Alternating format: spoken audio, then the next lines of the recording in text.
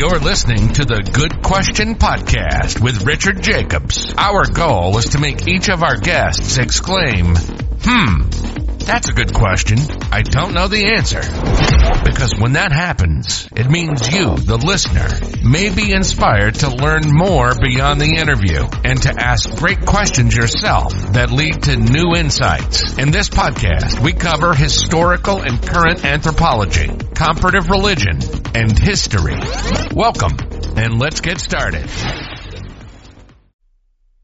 Hello, this is Richard Jacobs with the Good Question Podcast. My guest today is Dr. Tina Marie Waliczek Cade. She's a professor of horticulture at Texas State University. So we're going to talk about her work there. She researches urban and plant interactions, so plants in urban environments, the effect of green spaces on people and how it makes them feel emotionally and otherwise, changes their quality of life. She's worked in horticulture for quite a long time and agriculture, so I think it'll be a very interesting interview. So welcome, Tina. Thank you. Thanks for having me. Yeah, if you would, tell me a bit about your background and then how you ended up at Texas State. Well, I studied at Kansas State University for my bachelor's in horticultural therapy and continued with a master's in horticulture there at Kansas State. I did my doctoral work at Texas A&M in College Station. I started my teaching career at Illinois State and Bloomington Normal, and honestly, it was just a little chilly there, so I came back to Texas, and I've been teaching here at Texas State for 23 years. Oh, wow. Well, you said something in your bio, horticultural therapy. What is that? Horticultural therapy is working with plants as a therapeutic modality, and, you know, when I first began studying it, it was used a lot with special populations of people to try to help them with, you know, some sort of condition, whether it be senior citizens that had arthritis and needed help with fine motor skills, or working with developmentally disabled people to try to teach them job skills. But as I was beginning my studies there, one thing that I wanted to do was to try to document the benefit of horticulture and working with plant materials to more of a general population. So my master's study was with community gardens and looking into effects on quality of life. So, yeah, to start with, horticultural therapy, what kind of results did it get for people? Like what kind of activities did they do, and what did they report as how they felt once they did them? Well, we've worked with a variety of different groups, and we've worked with both active and passive interactions with plants over the years. We've done a lot of different work with school gardens and a few with community gardens, and then some studies that are just, you know, more passive interactions. So, for instance, with school gardens, we've studied everything from the effects on perceptions of attitudes towards school and interpersonal relationships with children and things like self-esteem. We've looked into nutrition and whether kids would be willing to eat more of, you know, the produce if they actually were to grow it.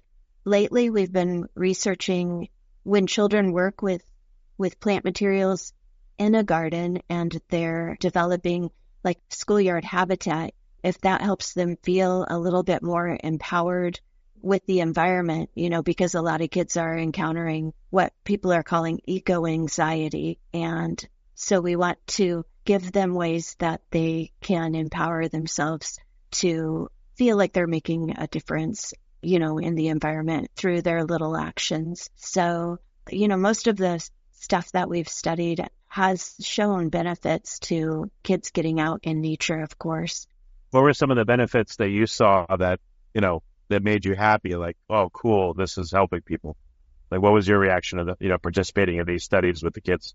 Well, of course, we hope that we can document some of the beneficial effects of getting kids outside. Over the last few decades, there have been, you know, kids just don't get outside and play so much. And we've even kind of studied that, where parents are a little more apprehensive to let their children go out and just play due to all sorts of things, everything from they are worried about them getting dirty, or there's that whole stranger danger thing that they might get scooped up or apprehended.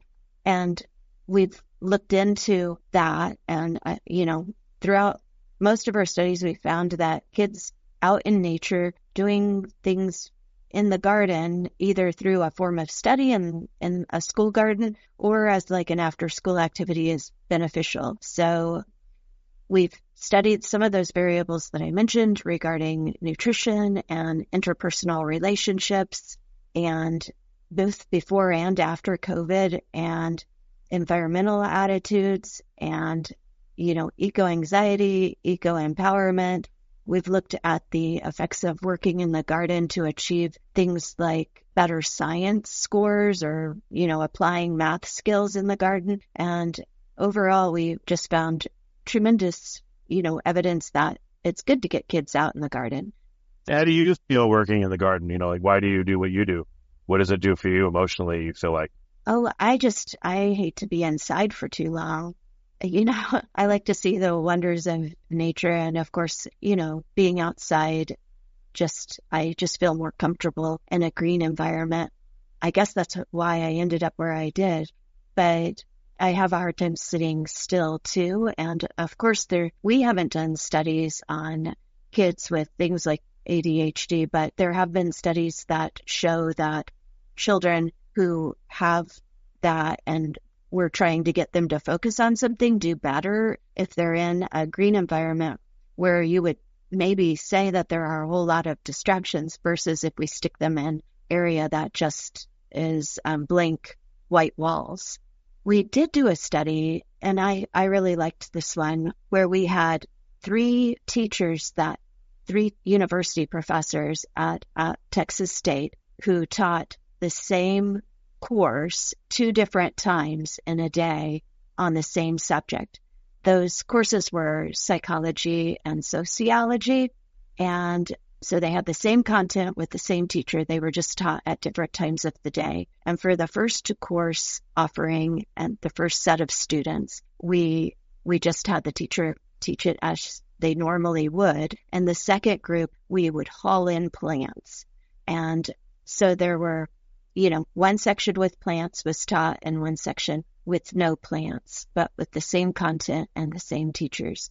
And then we looked into, at the end of the semester, the students do a course and instructor evaluation. And each of the courses, the students rated the teacher and the content as being more understandable and the teacher as doing better for that semester.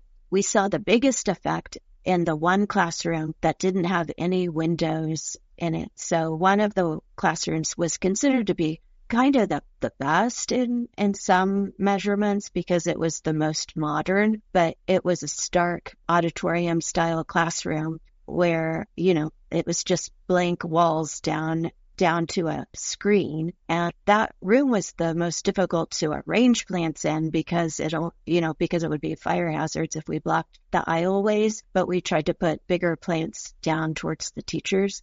But at the end of the semester, when we were talking with the instructors, one of the things that came up was whether or not it was the students who were maybe reacting to the plant materials, or if possibly the instructors felt more comfortable in the classroom with the plants around them as well, and if that made them potentially do a better job in some way. So sometimes research just makes you ask more questions. Okay. This probably relates into the green spaces, how the public reacts. So what do you notice there when you have a green space? Like, what was the experimental setup like? When I'm not sure that I'm understanding. So you said you evaluated the effect of green spaces on people that use them in the public. If I had that right, what kind of experimentation have you done with the public and with green spaces? We've worked with particular types of group but not necessarily just with, a general public. I can, tell you that there have been studies on economics of like retail areas where sometimes, they will take out trees or maybe scrimp on things like landscaping when there are budget cuts. And some research has shown that the public responds more to things like beautiful plants and trees in a retail area rather than giant pink blow-up gorillas or rainbow plastic flags to garner attention towards a business. So, oh, really? Like even what kind of things were evaluated? well, they looked at retail shopping areas. So these studies were done by Kathleen Wolf from Washington, and she looked into the economics of, how much money was spent at various shopping areas when there were and were not plants. And people responded more and rated a retail area as being like a higher quality space when there were plants around. Okay, any other effects? Not that I know of on those studies, but yeah, our research has looked into groups like, like I said, kids. We're currently doing some studies with seniors. We've looked at veterans, community gardens, college students, those kinds of things. Okay. Have you been there to observe, or was it just reported findings that you read about? Or have you been on site and seen people interact in environments where there's a lot more plants, let's say? I've been in the environments that we've studied.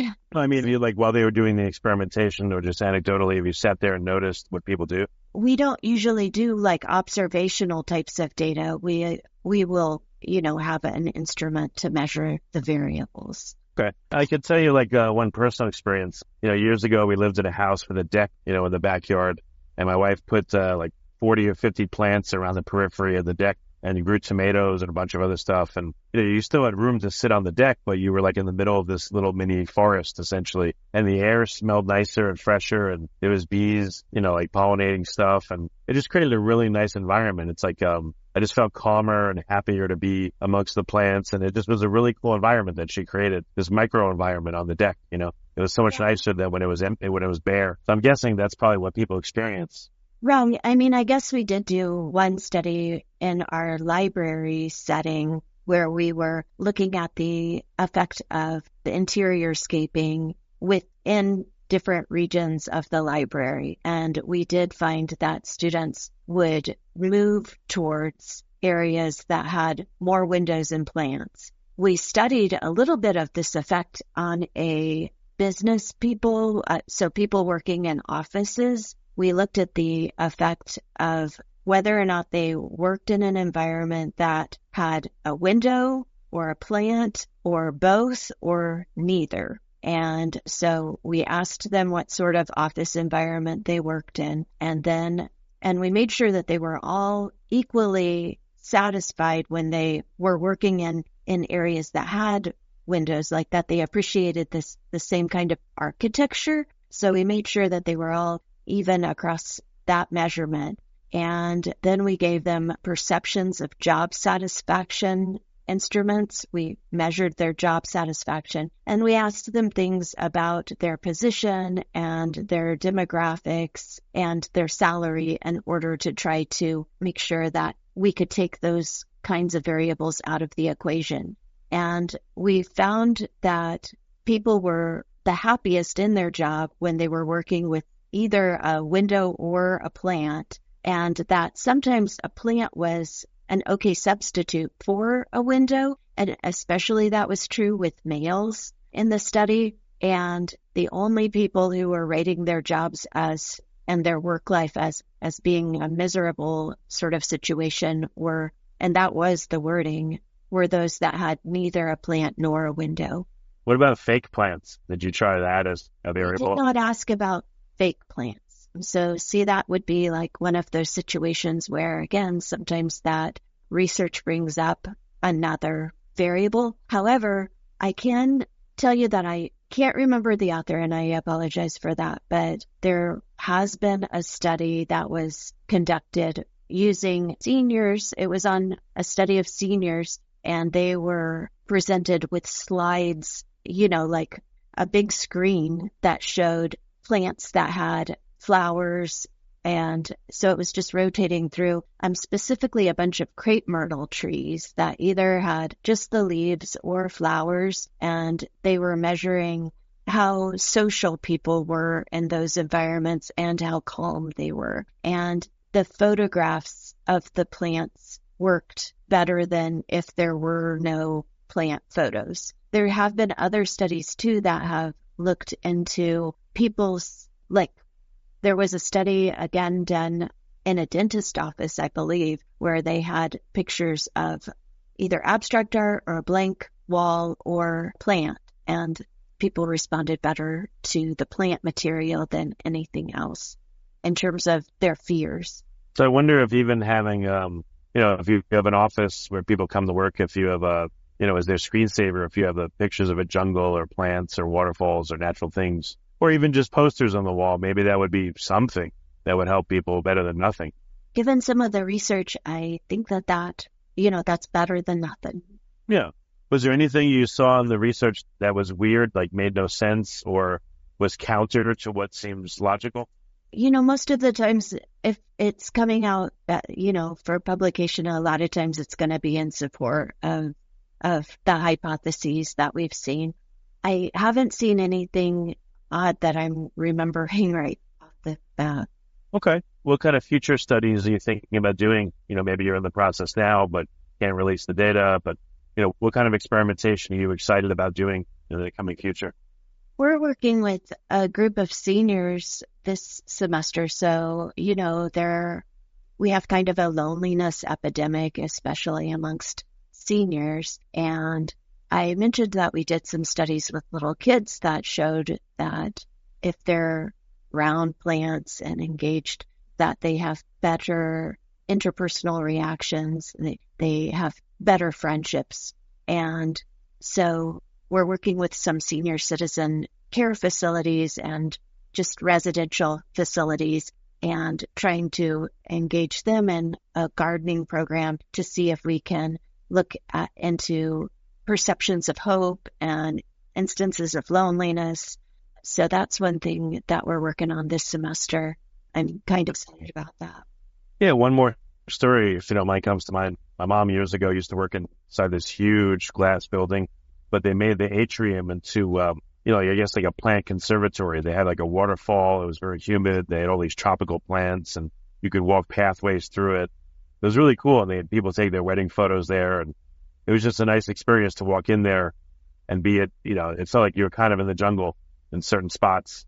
So it made the building a lot nicer. So I guess that's maybe an example of some of these things and their possible benefits. A lot of times people do feel more at ease. That's what we found in green spaces. And in that way, then I think that sometimes people are more often to kind of let their guard down. Of course, like in plant program, you're automatically pushed into a situation where you're doing something actively in a group. So yeah, we've got that part covered, that they've taken the first step to, engage in a community. Yeah. I remember the game Plants vs. Zombies. I don't know if you ever played that, but for some reason it came to mind. It was funny. Because the plants were the good guys and the zombies were the bad guys. So it kind of goes along with it.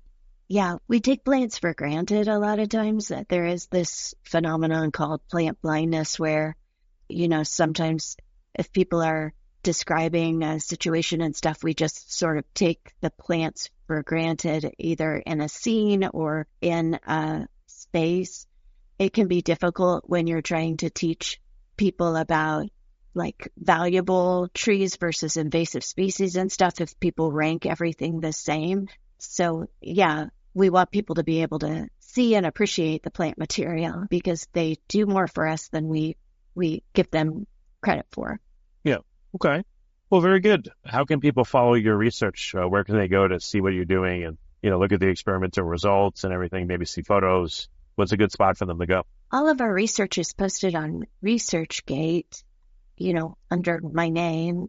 That's where I normally send people if they are interested in, following my work or trying to look for a particular article that's been published. Okay. Well, very good. Well, thank you very much for coming on the podcast. I appreciate it. And it's, you're doing a good thing.